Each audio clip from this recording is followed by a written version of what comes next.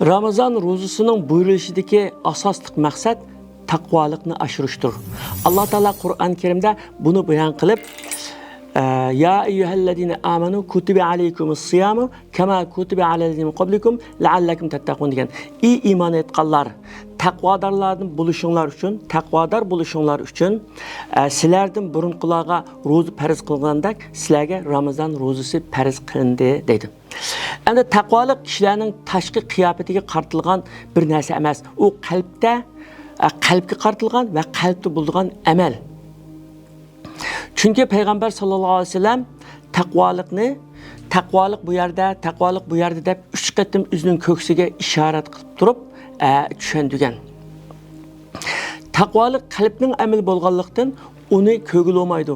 Uning shakli yo'q, yoki rangi yo'q. Shunga insonlarning nazarida eng tuvan ko'rinadigan, eng oddiy ko'rinadigan inson Allohning nazarida eng taqvo inson bo'lishi mumkin. Chunki uning qalbini biz ko'rmaymiz.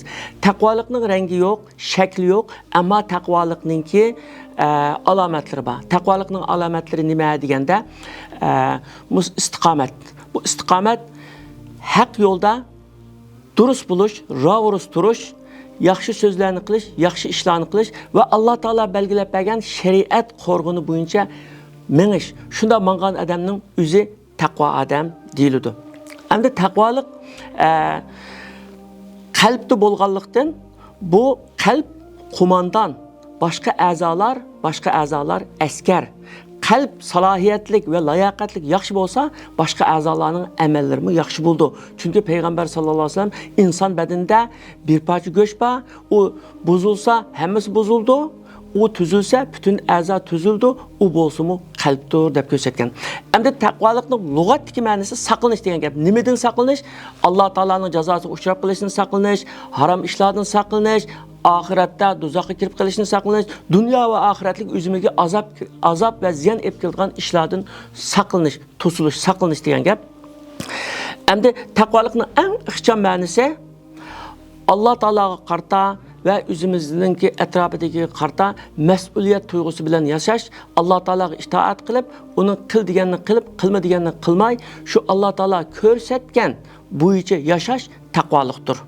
Payg'ambar sallallohu alayhi vasallam taqvolikni bayon qilib, bir-biringlarga dushmanlik qilishmanglar, bir-biringlarningki savdosini buzmanglar, bir-biringlarningki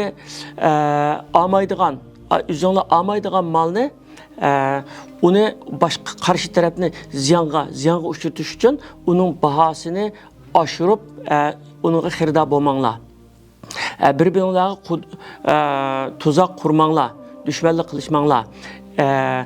Ey Allah'ın bendileri, Allah'ın mümin bendilerden bulanglar. Müslümanға zulüm kılmaydı, Müslümanға yamanlık kılmaydı, Müslümanını hacet boğağı vaxtıda yardımsız terk kılmaydı, Müslümanını xar görmeydi, taqvalık bu yerdedir, dep yani kalbige 3 qatim üzününki köksüge işaret kılan. Güya ki şu sözlügen, şu yukarıki işlerin hemmesini taqvalık dep düşündügen.